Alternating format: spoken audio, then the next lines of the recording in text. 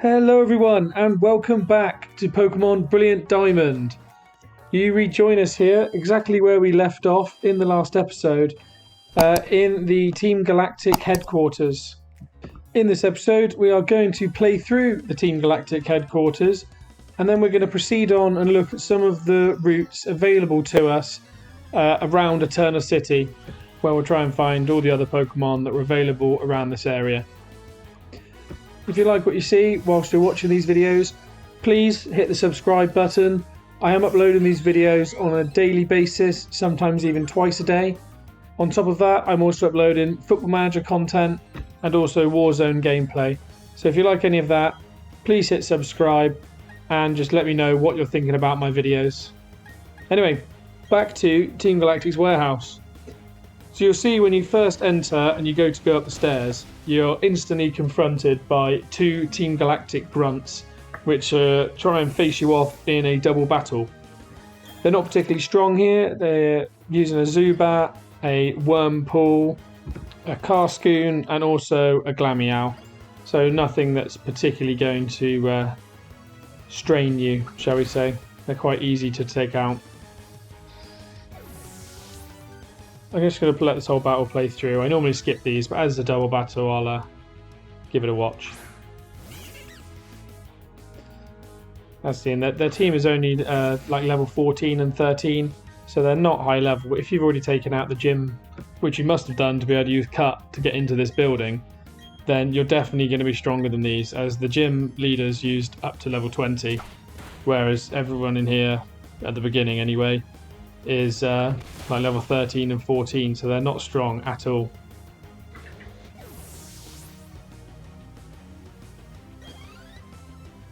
You can see from their levels we're not gaining particularly great XP, as we're so much higher level than them. Their XP is throttled to stop us becoming too over leveled.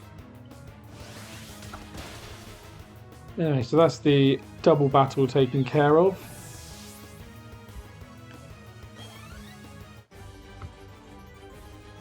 They have their usual customary shock and moan before they let you get out and move on. So once you're done with them, you can move on up to the second floor. In the second floor, you don't actually have to battle any of the trainers in here. However, if you do run up to them and talk to them, the middle one will not give you a battle. However, the bottom left will give you a battle. He uses a Wurmple and a Zubat, whereas the trainer just off to the right centre uses only a Silcoon. After defeating both of those, you can then head on up to the third floor, where there is a couple more trainers. The first one here uses a Wurmple, a Silcoon and a Zubat, which are only level 12, so pretty easy to defeat, same as all the other trainers in here. And the second trainer is actually this scientist up by the stairs. The guy by the computer won't actually give you a battle. The scientist by the stairs uses something I don't think we've seen Team Galactic use before. So we'll let this play out. As you can see, he sends out a Kadabra. And the Kadabra is only level 15, so again, it's not strong. But it is something more unusual for Team Galactic so far.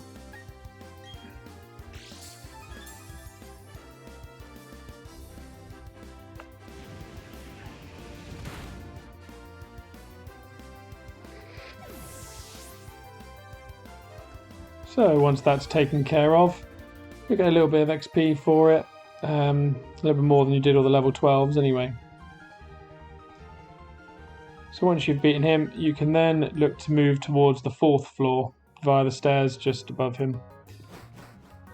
Now when you get the stairs, you will see there is another Team Galactic commander. However, this one is not the same as the Commander Mars that we saw at Valley Windworks. This is a different commander. So if we quickly speak to her, she appears to be holding this person's Pokemon hostage. Hey, did you want something? How silly of me to even ask. You want to free the Pokemon. Yeah, that's not going to happen. And she goes straight into a battle. And this commander is Commander Jupiter. So she opens by sending out a Zubat. And her Pokemon are a heck of a lot stronger than the lackeys she has guarding down below. So this Zubat is level 18, and this is just kind of her intro Pokemon to soften you up a little bit. If you have a rock or electric type, if you intro with that, you'll take it out really simply. However, the follow-up Pokemon is significantly stronger. So this Pokemon here is Skuntank, which is the evolved form of Stunky. We haven't even seen Stunky yet, so it's quite surprising to see a Skuntank so early. Now Skuntank is extremely bulky, so it can take a lot of hits. It also holds a citrus berry, so it can recover its HP when it gets low. And it has good status effect moves like Poison Gas to make you poisoned, just as it's done here to my Luxio, which is not ideal. The other problem with Skuntank is its typing. So its initial typing is Poison, which your first instinct would be to use Psychic against it to get the super effectiveness. However, its second typing is Dark, which means that it resists Psychic type. So your best chance against a Poison Dark type is Ground type Pokemon. If you have a Geodude, Graveler, Onix in your party, this will be very effective up against Skuntank, and it's definitely what I would recommend using. As you can see, trying to use my Luxio against it just hasn't worked at all. And I think, is that the first feint we've had in this series? I can't quite remember, but yeah, that's Luxio down, and it's showing how much stronger this trainer is than the rest. Even the gym leaders haven't given us this much hassle. But Monferno should get the job done here, albeit with yet another status effect. Another good option against Skuntank would be if you picked up a Shellos with Mud Bomb. That could be usable, because that is another ground type, which is good. And then with Aftermath, Monferno takes yet more damage. So if you'd lost a lot of health by the time you took that out, the Aftermath will take you out in the end anyway. So there's always a little bit of a sting in the tail with Commander Jupiter. But eventually we do defeat her. Losing to some child, being careless cost me dearly. Well, aren't you tough? It's okay though, our official Pokemon statue investigation is finished, and Mars has collected the energy from Valley Windworks. We're pretty much finished here, so I'll tell you one thing. Our boss is researching the myths of ancient Pokemon. With the power of mythical Pokemon, he will become the ruler of Sinnoh. I suggest you stay out of Team Galactic's way. This is your last warning. And then the man here thanks us for saving his Clefairy. Apparently Team Galactic wanted it because Clefairy are rumoured to come from space. So they just tried to take the Pokemon to investigate the fact that it comes from space. But it turns out this man here actually runs the cycling shop. So he invites us to come down to his cycling shop. And those of you who've played any kind of Pokemon game before will know exactly what that means. So when we managed to eventually weave our way amongst all these tables, not particularly great with the joystick, we can make our way out of here. We cut down these trees. We also need to heal up our team, as of course we did lose Luxio and we currently have Monferno poisoned. So I think we'll do that first.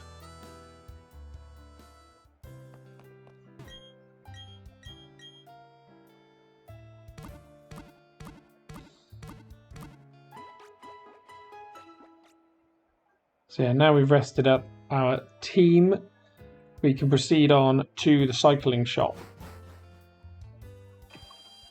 The cycling shop is this building here, just south of the Pokemon Center.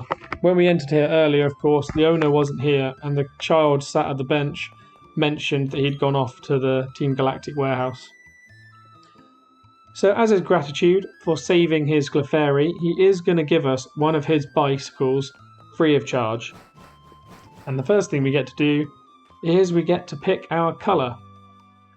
I'm not too fussy about the colour, so I'm going to pick blue. As a bike's a bike at the end of the day. But if you wanted to pick one maybe that resembled your starter, you could do that. I think it's quite cool that we can actually choose what our bike looks like now. It's quite an interesting feature compared to previous games. So the bike in this game is different to some of the other games. It has a few different gears. So one gear is slower and easier to control, and the other is called fourth gear, which gives you a lot more top speed. And these gears matter for what you want to do for them. If you want to go up ledges, for example, or if you want to make some of the jumps that are available, you'll see those later on, you have to be in the fourth gear, so the fast gear. Testing it out here, I'm finding it a little bit tricky to control actually on the joystick, but definitely makes us a heck of a lot faster. Anyway, as I said, we're going to explore some of the other routes available around Eterna City. So the first of these is Route 211 here, or at least the western side of Route 211. There are some interesting Pokemon here that are available that we've yet to see in the wild. The first of which is this here, which is a Meditite. Meditite is a fighting type Pokemon, which also has the psychic typing, so it's quite unique. I believe it's only between that and Gallade that have the same typing. Saying that, it's not particularly strong, but it's always worth catching anyway. The psychic typing can be useful for taking out, say, poison type Pokemon. This is one of two Pokemon that are available in this area that could be very useful with the gym in Eterna City. So if you want to visit here in advance of Eterna City, it could be worth doing so. So Meditite's Pokédex entry said it meditates all day, and it has been known to survive on just one berry a day. I'm not sure I could survive on one berry a day. And here's a second new Pokemon available. This is a Hoothoot. Very familiar for fans of the Pokemon franchise. This has been in the majority of games, introduced in Generation 2. So Hoothoot will actually only appear, as I'm sure you can imagine with it being an owl, it will only appear at night time. It has a 10% chance of appearance and only at night. It won't appear during morning or daytime. There's actually two Pokemon in this area which appear at night time, being Hoothoot and also Zubat. But obviously Zubat we've seen plenty of times before. So we'll just quickly catch this Hoothoot. There we go, that's Hoothoot in the bag. So, Hoothoot's Pokédex entry. It always stands on one foot. Even when attacked, it does not brace itself using both feet. That's interesting that that's just one foot. Where's its other foot then? It doesn't look to be behind it. It looks like there's a tail, so where's its other foot? On to the next Pokemon you can find in this grass, and it is the Fire-type Pokemon, Ponyta. If you have yet to do the second gym in Eterna City, and you didn't start your journey with Chimchar, perhaps you're looking for a Fire-type Pokemon to add to your team. You could use the Pokemon Houndoom available in the Grand Underground, or the other option is you could catch this Ponyta in the nearby route and use that. In the original Diamond and Pearl games, obviously without the Grand Underground having the habitats in the way they do now, Ponyta was one of only two Fire-type Pokemon, along with the Chimchar evolution line, that actually were Fire-type, which was a massive hole in the game and was somewhat rectified in Pokemon Platinum, though for some reason they've used Diamond and Pearl as the template for this game rather than Platinum. Anyway, Ponyta's Pokédex entry. After an hour from birth, its fiery mane and tail begin to grow, giving it an impressive appearance. Interesting. Anyway, last Pokemon available here is the Psychic type Pokemon and baby form of Chimcho. It is Chingling. Chingling is not particularly strong, probably not desirable to use in your team, but if you have a particular fondness of Chimcho, you could always give it a catch. This Pokemon will appear day or night with around a 10% capture chance.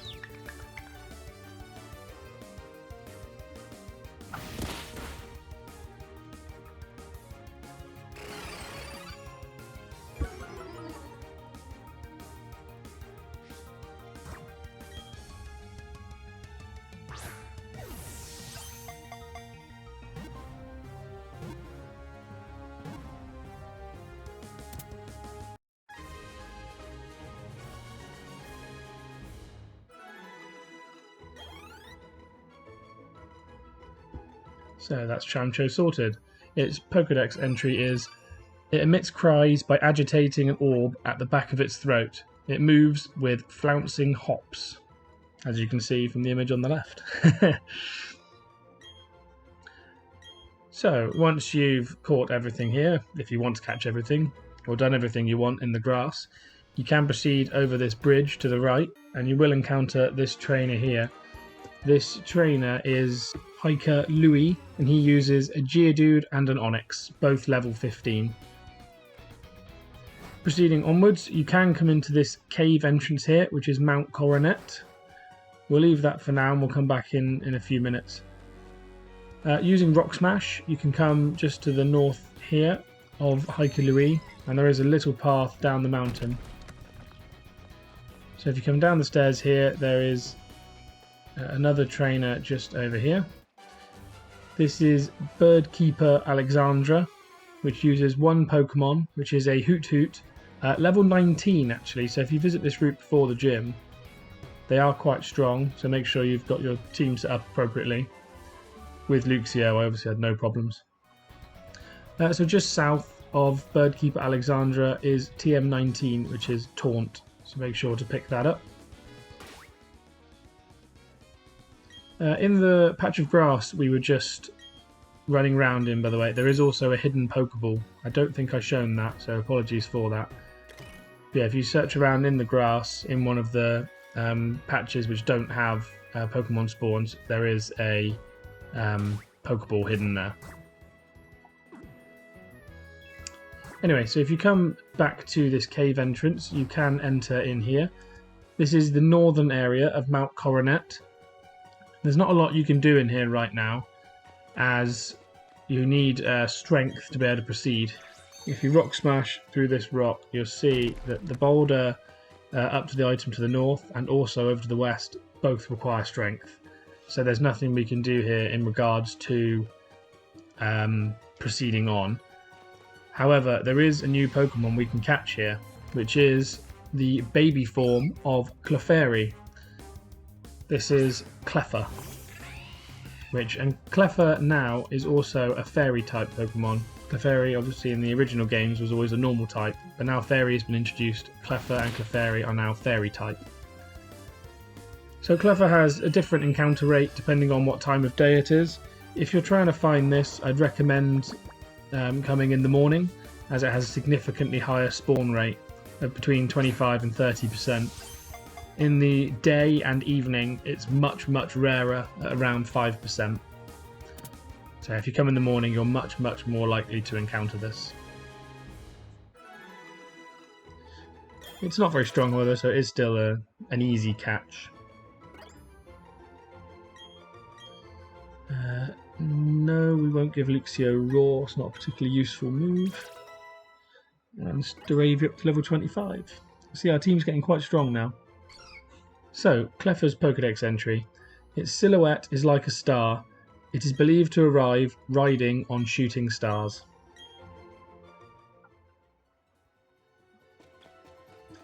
So now that we've caught that, and we've now caught everything else in that area, it's worth noting that within that bit of Mount Coronet you can also catch Meditite, Machop, Chingling, Geodude, Zubat. So there's a few other Pokemon available in there, but none of which are new to us, so we can just proceed on. So now we've done that, we'll head back into Eterna City. I think we've done everything we can. Yeah, there's nothing in this house currently. So we can proceed onwards. Now we have our bicycle. The way for us to go is down south. First up, we'll heal our team though.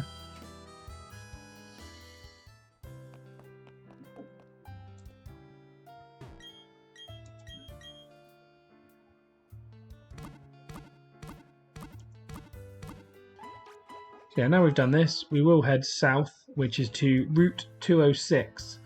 Route 206 is also known for being the cycling path, so we will move on to there. I'm going to have a quick fiddle with the team, however, as we will be doing something different in the episode between now and completing Route 206. You'll have to stand by and wait for that to be uploaded to see what we're going to go for. Anyway, I'll show you where Route 206 is anyway, so when we proceed on with the storyline, you know which way we've gone. So if you come down south here, actually we're going to check the map out as well, as I think we might need some more Pokeballs. Yeah, we only have 11 of those, so we will pick up a few more. We'll come back in a bit and do that. Anyway, proceeding back down to the south, here it is. Route 206 is through this little intersection here. Within the intersection, you'll find one of Professor Rowan's assistants, who will ask how many Pokemon you've met. In my case, I've met 49 by this point, so he gives me a rare candy, a useful item for leveling up your Pokemon by 1 level. And if you continue south, you end up on Route 206. Anyway, we're going to leave the journey there. I hope you've enjoyed. If you have, please like, subscribe, and I'll see you on the next one.